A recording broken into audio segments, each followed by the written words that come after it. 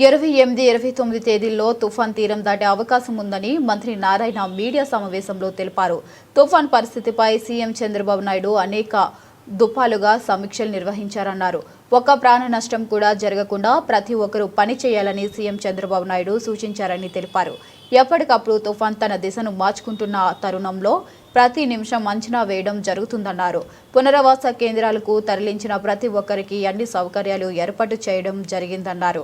NDRF, SDRF నుంచి 100 మంది సిబ్బందిని 140 గజ ఈతగాళ్లను అందుబాటులో ఉంచడం జరిగిందన్నారు.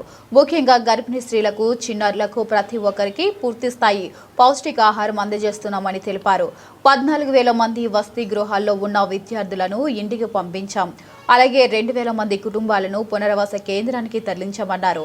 1000 మంది రాయలసీమ నుండి విద్యుత్ ఉద్యోగులను కాకినాడ జిల్లాకి రప్పించామని తెలిపారు. అందరికీ తెలిసింది, ఏదైతే ఈ సైక్లోన్ యాక్చువల్గా 28 నైట్ కానీ లేదా 29 ఎర్లీ మార్నింగ్ కానీ అది తీరాన్ని దాటొచ్చని, అది కాకినాడ ఈ పరిసర ప్రాంతాల్లో దాటేదానికి అవకాశాలు ఎక్కువ ఉన్నాయనేది ఈరోజు ఫోర్కాస్ట్, ఈరోజు వరకు ఉన్న ఫోర్కాస్ట్.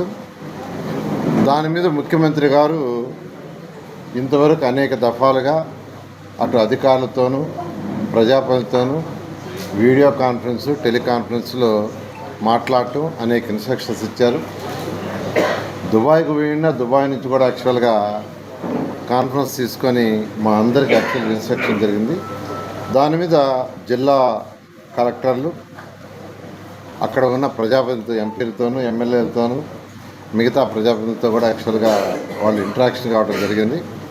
అధికారులందరికీ యాక్చువల్గా ఇన్స్ట్రక్షన్స్ ఇచ్చారు. కాకినాడ ఇన్ఛార్జి మంత్రిగా ఈరోజు నేను ఇక్కడికి రావటం, దీని రివ్యూతో మళ్ళీ అధికారులతోనూ ప్రజాప్రతినిధులతో మళ్ళీ చాలా డీటెయిల్గా డిస్కస్ చేశారు. ఒక్కటే ముఖ్యమంత్రి గారి ఇచ్చిన ఇన్స్ట్రక్షన్, ఒక్కటంటే ఒక్కటి కూడా ప్రాణ నష్టం జరగకూడదు. ఏదైనా ఆస్తిపాస్తు నష్టాలుంటే మినిమైజ్ కావాలి. ఈ రెండింటిని దృష్టిలో పెట్టుకొని అందరినీ వర్క్ చేయమని చెప్పటం.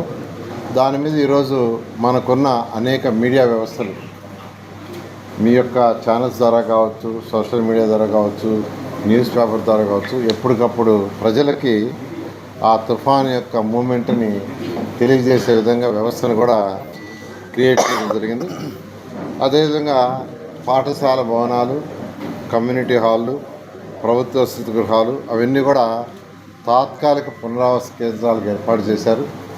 దాంట్లో త్రాగునీరు, ఆహారం, విద్యుత్తు, వైద్యం, మొబైల్ ఛార్జింగ్ కూడా ఏర్పాట్లు చేయడం జరిగింది. ఆ విధంగా అధికారులు ఆ విషయంలో